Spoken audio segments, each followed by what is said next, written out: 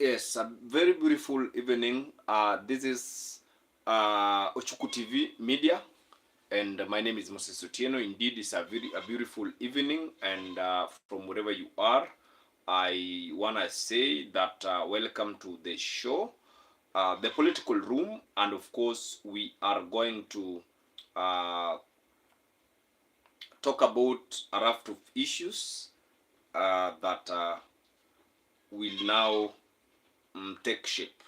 So very quickly, Museveni shut down internet in Uganda. Museveni has now shut down internet in Uganda, and I do think that elections is a matter of winning and losses. So that one will, paint bring a very bad picture.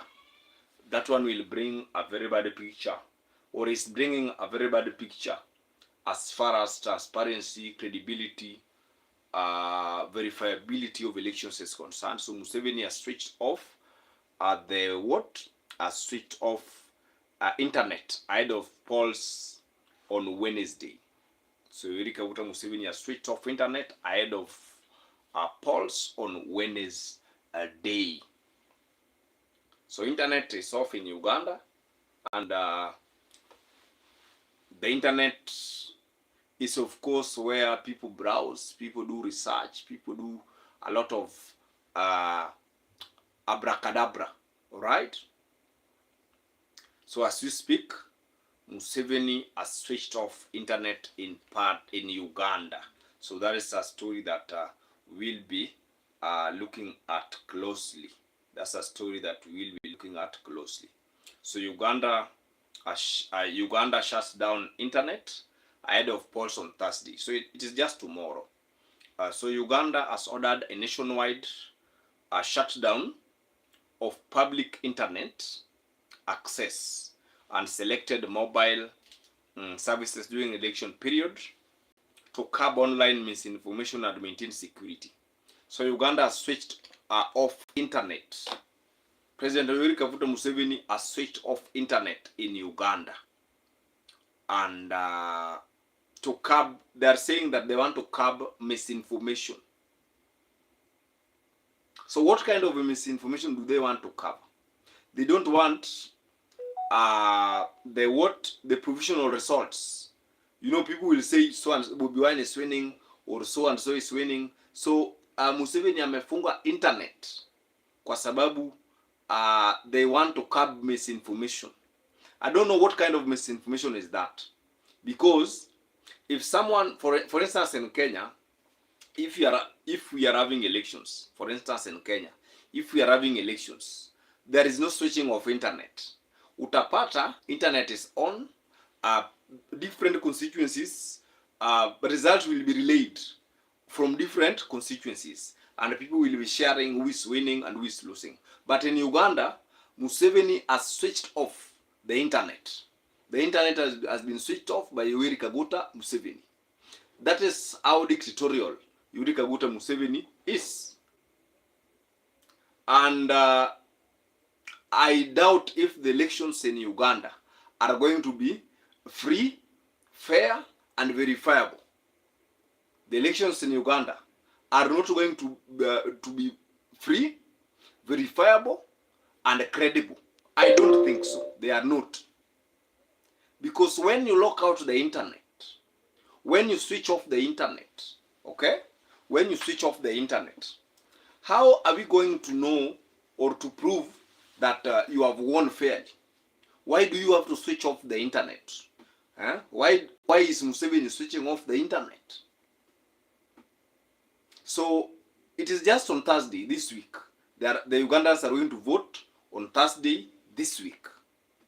And Museveni is going to face, the race is going to be between Museveni and Bobi Wine, and plus other candidates. David Kinodia, good to see you. How are you doing? So the election in Uganda, Museveni has switched off the internet. That is what is happening in East Africa. So in East Africa, there is no democracy. There is no democracy. There is no adherence to the rule of law by the heads of state. there is also abuse of human rights in East Africa. Goodluck Jonathan was set to be in charge of the observers team in Uganda. AU observer, the whole observers team. Goodluck Jonathan of Nigeria is the one who is spearheading the observers mission in for Africa in Uganda. So yes, Museveni is fearing defeat. I think that is why he has probably cut off the internet. Very shameful for a head of state to cut or shut down internet. It is very unfortunate. So, and you know, nobody can cough in Uganda. Bobi Wine cannot cough. Not even Besigye was locked. Remember, he's being detained. So Museveni is a dictator. He's a dictator, and he has said that there is no limit for his leadership. That it is only death or any natural cause is what will remove him from office. So that is what is happening. So as the Ugandans go to the polls on Thursday,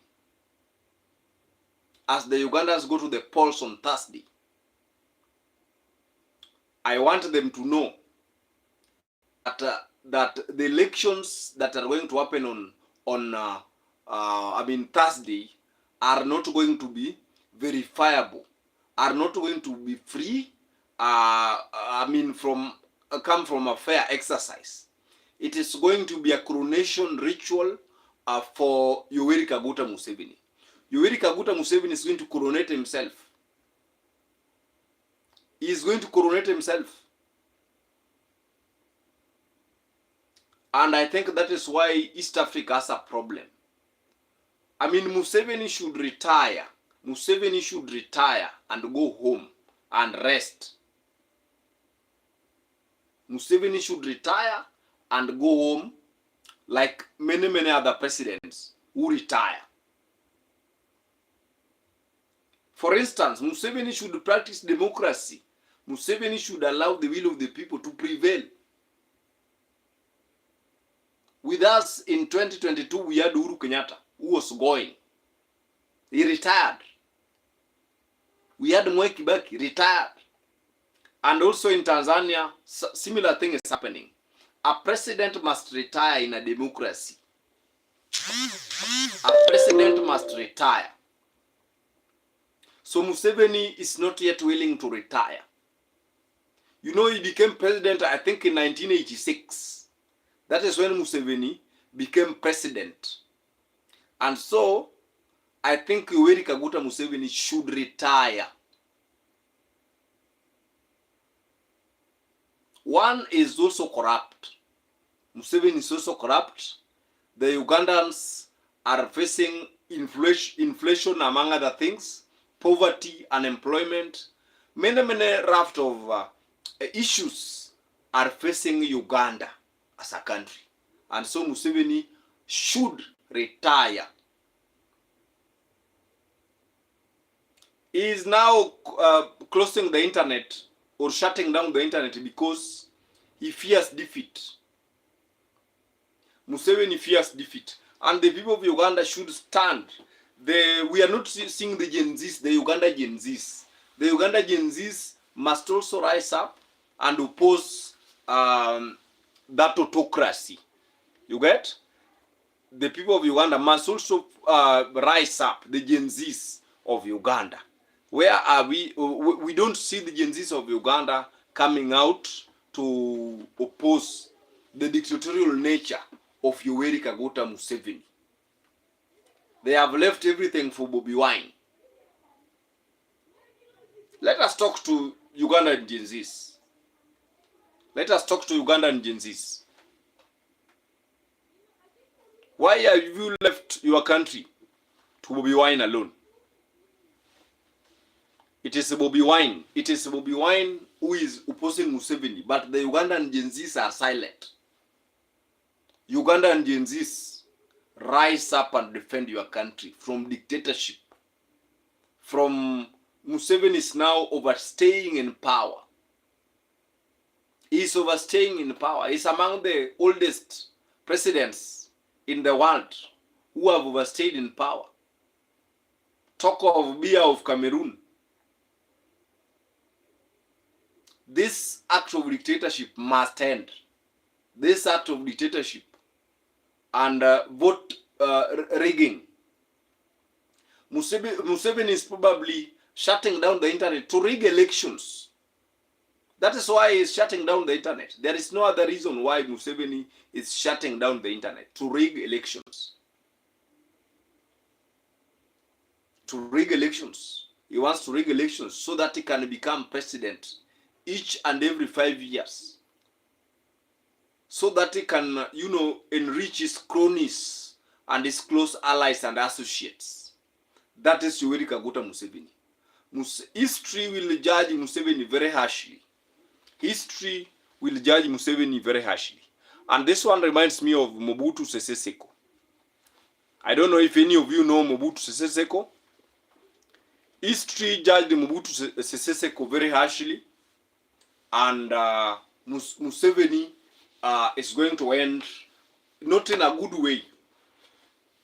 History will judge Museveni very harshly. And so Museveni should allow the will of the people to prevail. Museveni should ensure that the will of the people through ballot prevails. If the people elect Bobi Wine, it should be Bobi Wine as the president. If people elect any other candidate, it should be that candidate. But even as Uganda goes to the polls, there is an opposition leader called Kizza Besigye, who is detained by Yoweri Kaguta Museveni. And I think Senior Counsel Martha Karua is among the people who are representing Kizza Besigye in court.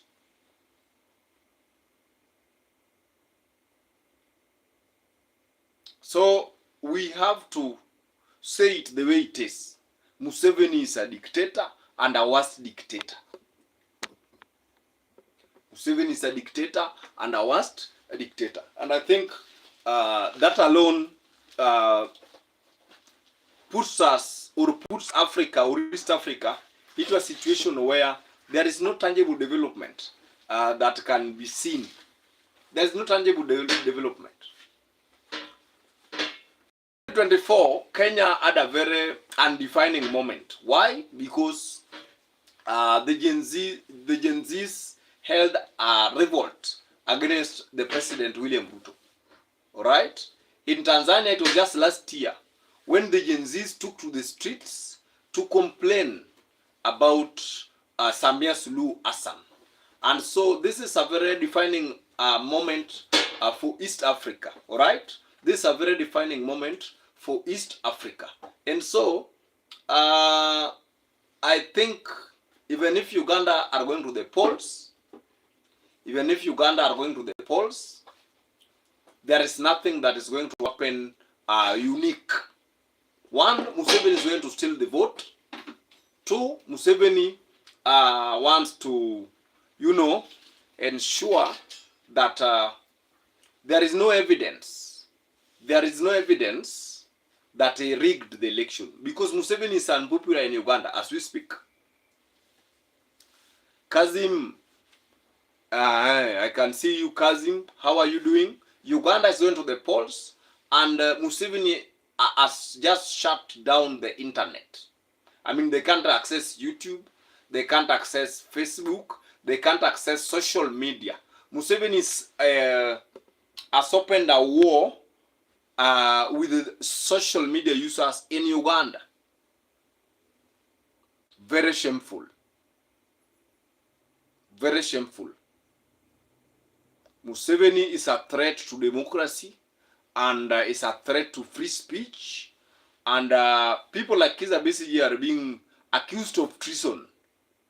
Kizza Besigye is facing treason in Uganda. And so Museveni must change. Museveni must change.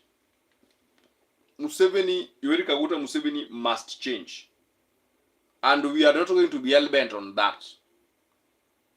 We are not going to be hell-bent on it. Museveni must change. Okay.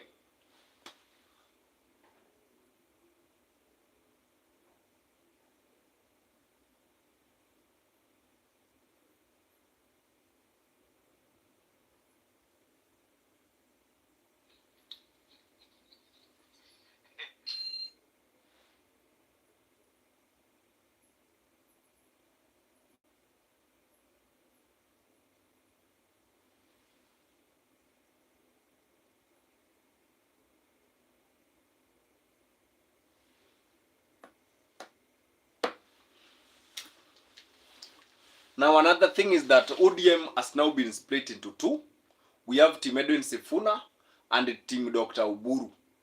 And I think if Sifuna did well not to attend yesterday's meeting, Central Committee meeting of the party. If Sifuna could have attended that meeting, Sifuna could have faced a very open hostility. Like what they could have beat up Sifuna. Remember what they did to Margaret Lagat. Remember what the ODM party did to Ababu Namwamba. Plus many other people who have been beaten in the ODM party. They have what we call men in black. And so the absence of Sifuna portrays, even though Buru tried to cover Sifuna, but the message was home. There were chants of Sifuna must go. Sifuna must go. Sifuna must go. Sifuna must go.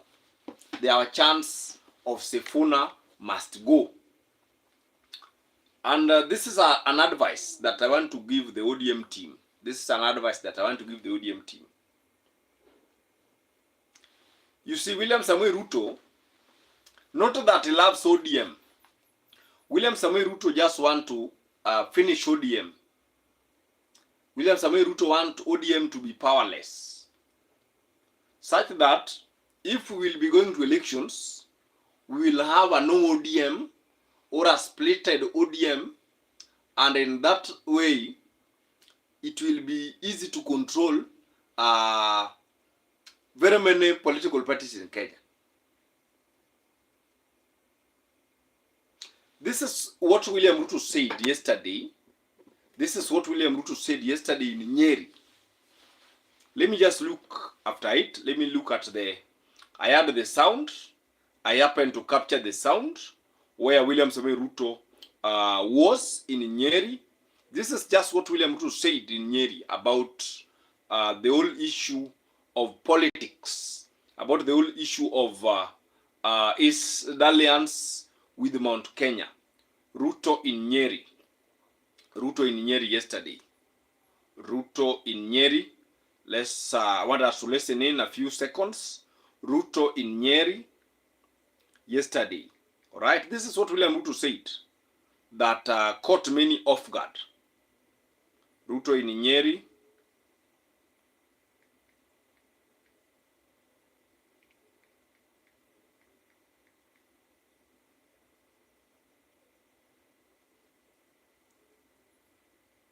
This is what, let's listen in a few seconds.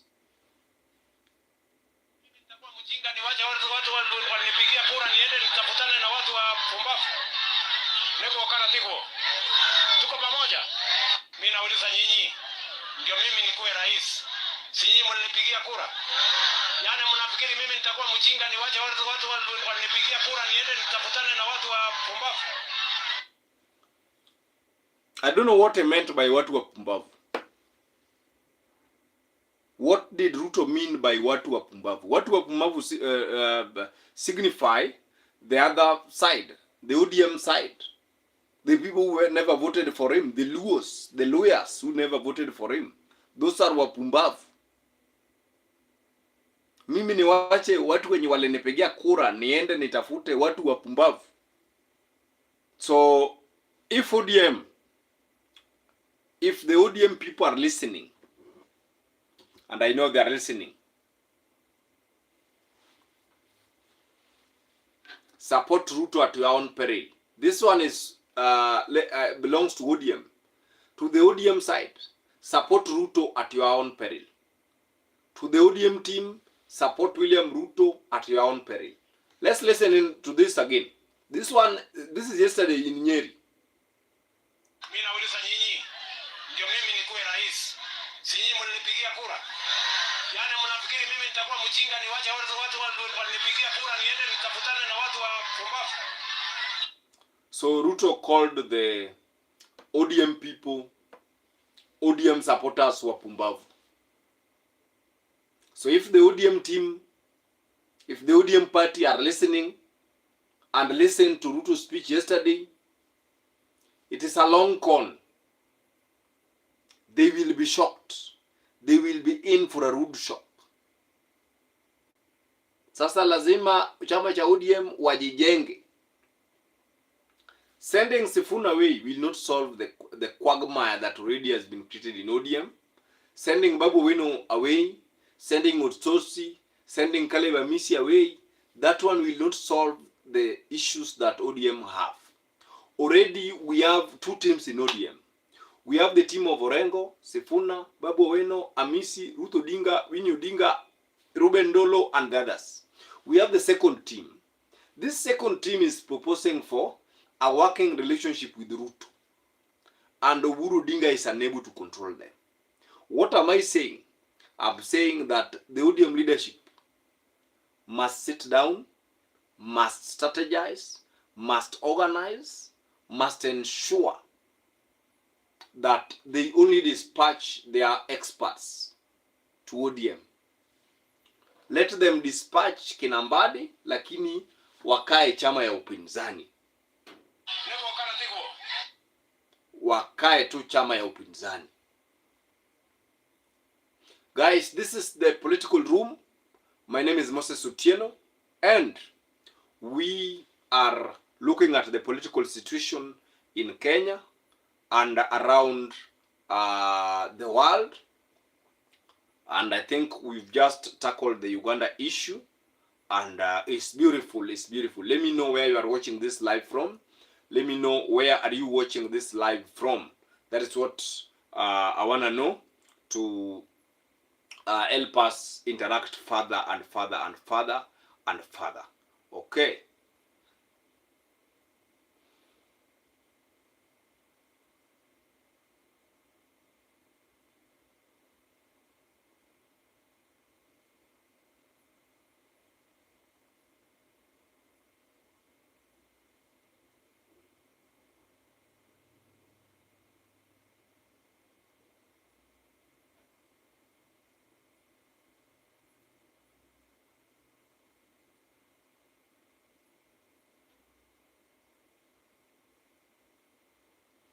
And guys, this is really shocking.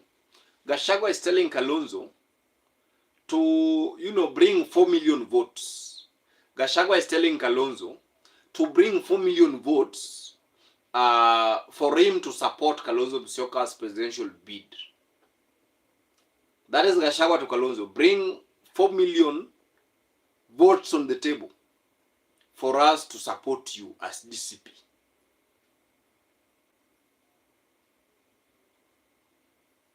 Now, can Kalonzo deliver 4 million votes? Can Kalonzo deliver 4 million votes to Rigathi? I think Rigathi Gachagua must also Rigathi Gachagua should be sober politically. Rigathi Gachagua should be sober politically. Telling Kalonzo to table 4 million votes for him to support him is the worst joke. And this united opposition can win, can defeat Ruto. United opposition can defeat Ruto. If they strategize fully, they can defeat Ruto. If they unite, all of them, they can defeat Ruto. Because voting in Kenya is votes in Kenya are won by numbers. And even in 2022, Ruto won by numbers, because from what we've seen and heard and read what transpired within the Azimio la Umoja and Kenya Kwanza. Kenya Kwanza won the presidential. Kenya Kwanza won. So, yes, Kenya Kwanza won. So, I think that the united opposition must just strategize and organize. The united opposition must wakae na waelewane na waseme ni huyu, then Rigiji and others will rally behind the person they have appointed. I think that is what can save the united opposition. It's a very powerful force. Talk of Kalonzo Musyoka, talk of Rigathi Gachagua, talk of Natembeya, talk of who? This lawyer man, Wamalwa. Talk of these figures. So, I think they can win if they are united. But Gachagua should stop issuing directives to Kalonzo Musyoka. Kalonzo Musyoka is a very senior leader in the Kamba nation. He's a very senior leader who has, worked with Raila Odinga for close to 20 years. So Kalonzo is very senior to Rigathi. Second, Kalonzo is a very good diplomat, and Kalonzo can also unite the whole country if president. I think Kalonzo can be a good president. Kalonzo Musyoka can be a very good president. So Rigathi should stop issuing ultimatums, issuing threats, making unnecessary. And so Wipers warned Rigathi to stop giving Kalonzo directions and directives that are, some of the directives are almost impossible. That Kalonzo should table 4 million votes for him, Rigathi, to support him or support his presidential bid. We need someone who can beat Ruto in the polls. We need someone who can defeat Ruto, because Ruto has failed many Kenyans. Ruto has made the Kenyan economy, because it was just the other day, 2024, the other year, 2024, when the Gen Zs took to the streets, demonstrated against the finance bill and other issues that were and are still bedeviling the country. And so I think the united opposition, if they are united, they can defeat William Samoei Ruto early, very early. They can defeat William Samoei Ruto. Truth be told, there is no Kenyan who is happy with the high taxation.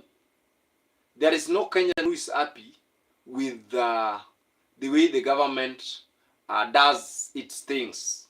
And so William Samoei Ruto can be defeated if the opposition, the united opposition, unite. If they unite, they can defeat Ruto early in the morning.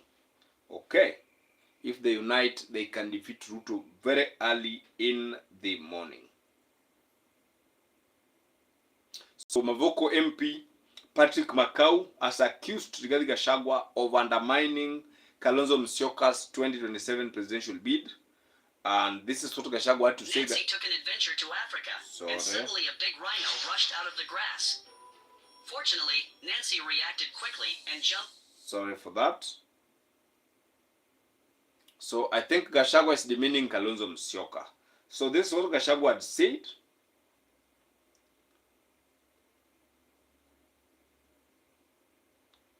Gachagua said that numbers would matter in the mission to unseat President William Ruto. So if Gachagua is undermining Kalonzo Musyoka, Gachagua might also be working for William Ruto. Because if Kalonzo is in the team of Gachagua, why is Gachagua then undermining William Ruto? And by the way, Gachagua has not won any constituency seat through his party. He only won wards in the by-elections that were concluded last year. Gachagua only won wards. Many expected that he would win the Mbeere. But again, he was a force. Gachagua was a force in Mbeere North. It was a force. But truth be said, Gachagua should not undermine Kalonzo Musyoka, because Kalonzo Musyoka is also a leader like him, and I think undermining Kalonzo Musyoka by Rigathi Gachagua is ill-advised. That is what is there. That is what is there.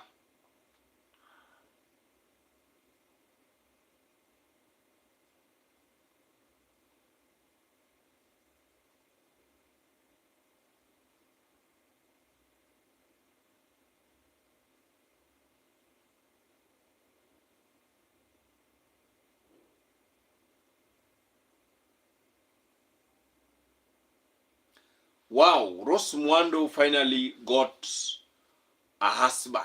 Rose Muhando finally got a husband.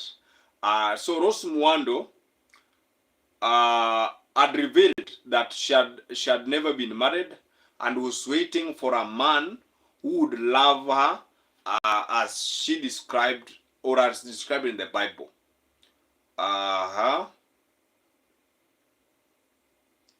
The man who has now married Rose Muhando, or is yet to marry Rose Muhando, is called Robert Lumbasi. So Rose Muhando and Robert Lumbasi are married. Okay. So Rose Muhando is finally married to somebody called Robert Lumbasa. Congratulations to Rose Muhando and that family. Where? But I've never heard of Rose Muhando's husband. As far rafiki, niko poa, uko aje? Habari ya kwako? So Rose Muhando finally ako na bwana anaitwa Robert Lumbasa. Mimi sijawahi sikia bwana Rose Muhando. I've never heard of Rose Muhando's husband until of late. And they did I think they did a private wedding, and after that private wedding, I think it is now all over. The Kama Mbaya Hitmaker. There is a song Rose Muhando has sung inaitwa Kama Mbaya Mbaya. Kama Mbaya Mbaya. So I think kudos to Rose Muhando. As far, how are you doing, or how do you do over there? I think you are in India, if I'm not wrong.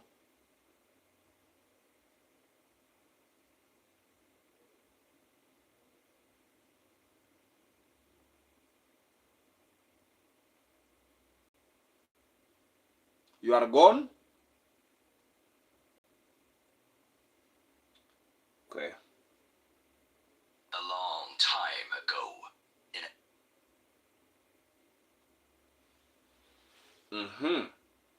Kwa hivyo mimi sijawahi kusikia bwana Rose Muhando. I've never heard Rose Muhando talking about getting or having a husband, but we are shocked. Finally, she has a man. Finally, Rose Muhando has a man. Finally, Rose Muhando has a man.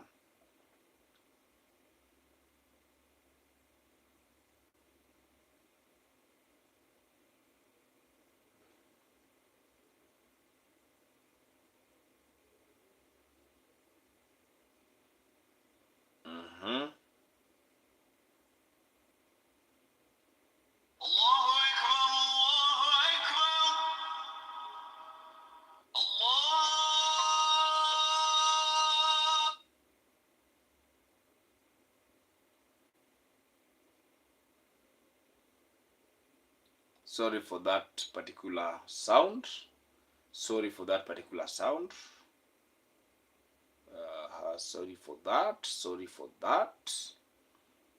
Okay.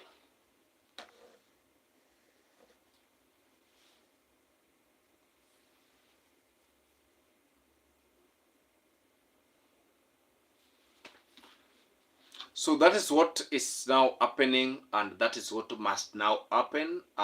With the case of the United Opposition, I think that Gachagua should stop undermining Kalonzo. And Gachagua used to do so well. You know, when he exposes William Ruto, when he exposes William Ruto, Ruto normally loses so many votes. When Gachagua exposes Ruto, puts Ruto on limelight, Ruto normally loses so many people and so many votes. And so Gachagua should concentrate on making sure that he exposes William Ruto. Gachagua should just concentrate on making sure that he exposes William Ruto, okay, rather than or other than undermining Kalonzo Musyoka, and other than undermining Kalonzo Musyoka. So later on we shall talk about the Kalonzo Musyoka ticket with Matiang'i or with Natembeya. But Natembeya is still junior. Natembeya is still junior in politics. Natembeya is still junior in politics. Okay. Natembeya is still junior in politics. Natembeya is still junior in politics.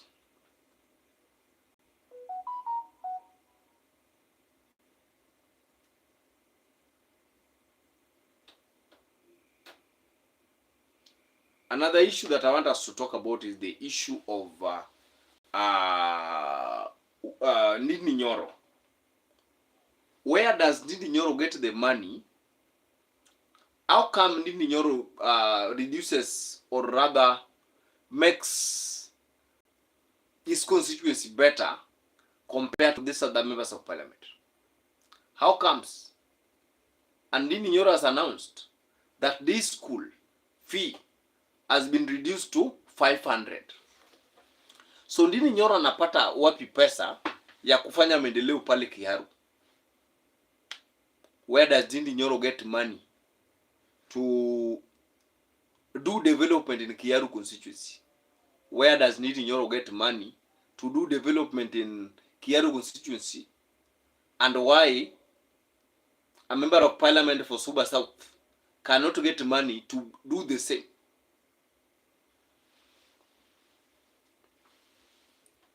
Ndindi Nyoro is doing development in Kiharu constituency, but in Wajir, an MP cannot do development. Then they talk about marginalization. So that's very awkward. Let's look at an issue that is now in the global arena. Let's look at an issue in the global arena.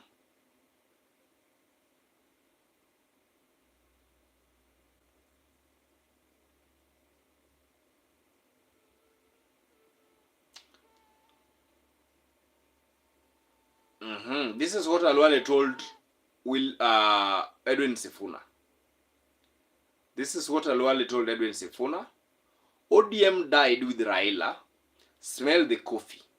ODM died with Raila. Smell the coffee. Kakamega Senator has issued a wake-up call to Nairobi Senator Edwin Sifuna, who is the SG of ODM, amid growing threats to kick him out. Okay.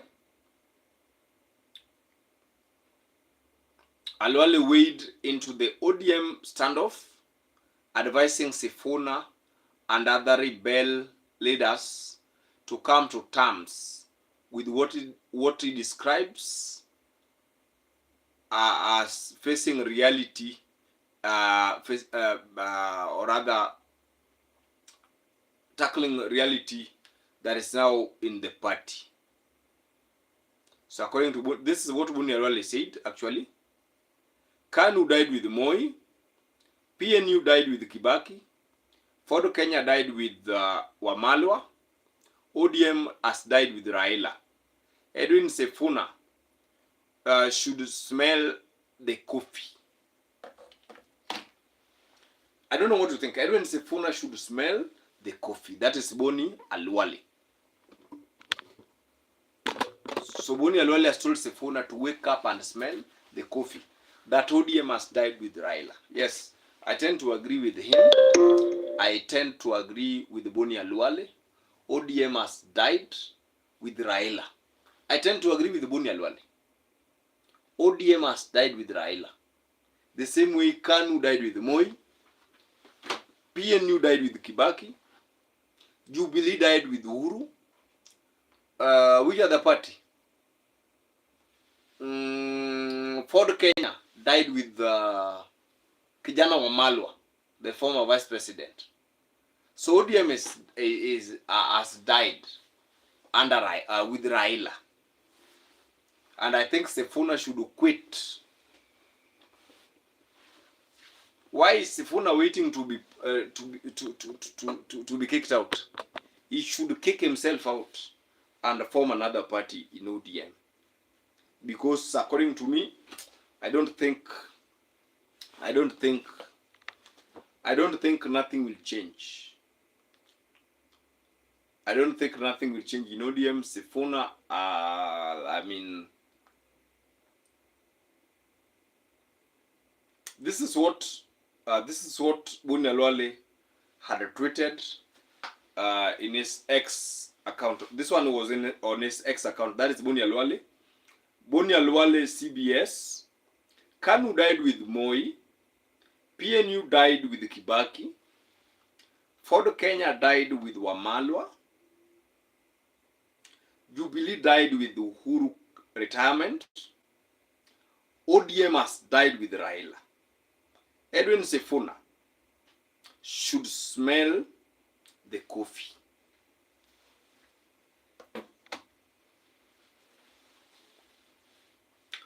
Guys, I think that is what we have for now. Tomorrow is another day, another time. We shall again talk about the issues of import. And this is the political room where we discuss the ongoing issues around the world and around Kenya. I think for now, I want to end it there. Thank you so much for those who have tuned in. Let me just make quick shouts before I leave. David Kinudi, that was good.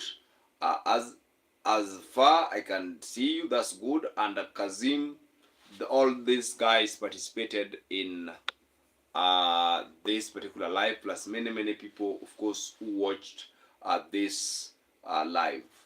My name is Moses Otieno. Once again, I want to wish you good night.